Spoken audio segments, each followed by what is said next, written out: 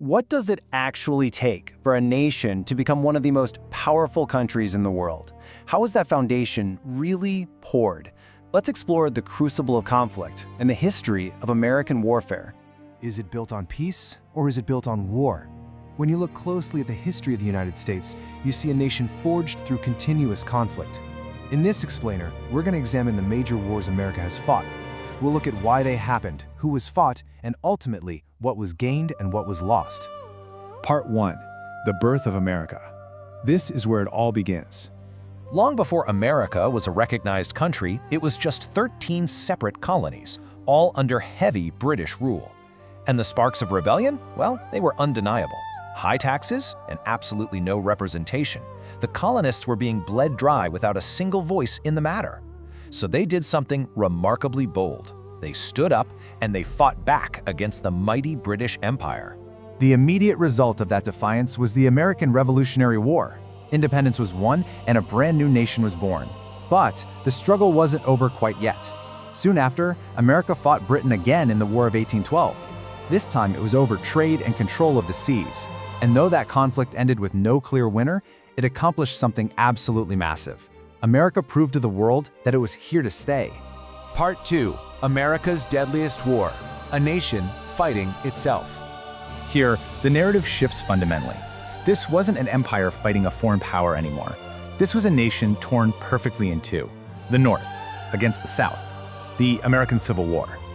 The issues that split the country were incredibly deep and foundational. Slavery, power, and the very identity of the nation.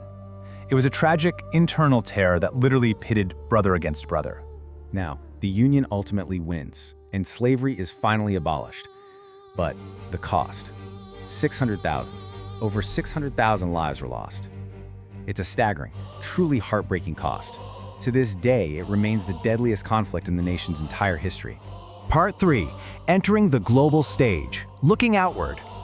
Slowly recovering from that internal devastation, America's footprint began to expand, and it expanded rapidly.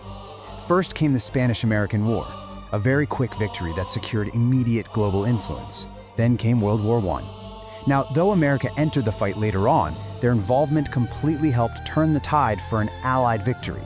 America was no longer just a developing nation. It was an undeniable player on the world stage. Part 4.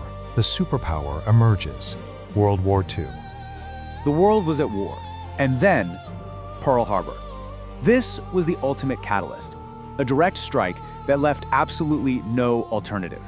Pulled violently into the chaos, America entered the conflict completely.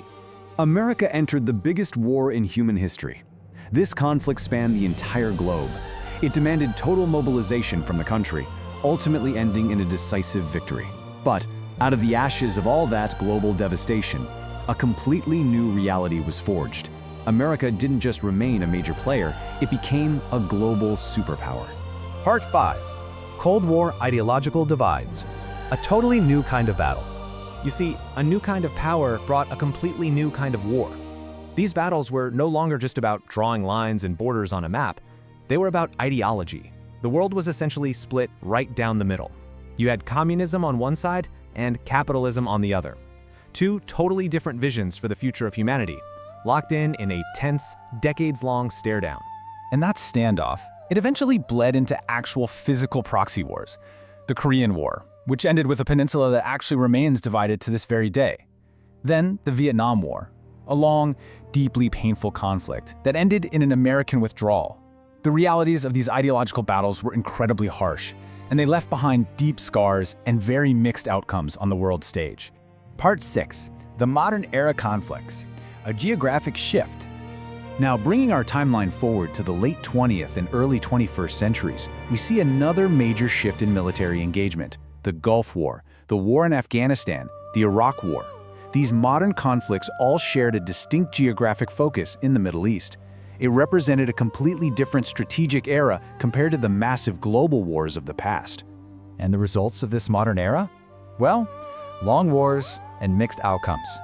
These engagements have been protracted, often ambiguous, stretching on for years and fundamentally changing the geopolitical landscape in incredibly complex ways.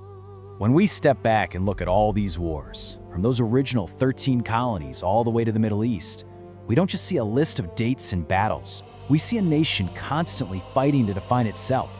Some of these wars brought true freedom, and some brought devastating destruction, but all of them, every single one, shaped America into the superpower it is today. Which leaves us with one final, very important question to consider. Are we defined by our conflicts? Is the identity of a truly powerful nation completely inseparable from the wars it has fought? It's a profound thought to take with you. Thank you for joining me for this explainer today, as we explored this crucible of conflict.